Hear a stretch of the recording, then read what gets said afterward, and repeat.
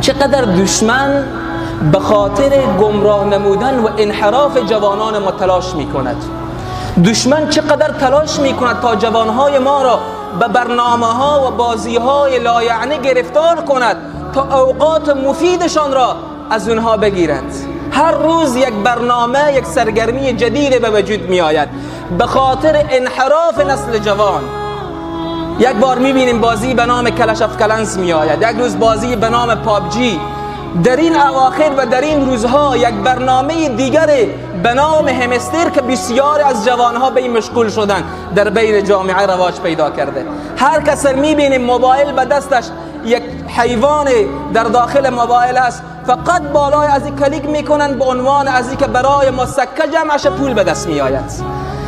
از عبادت جوان ما میماند، از ذکر جوان ما میماند، از نماز و مطالعه جوان ما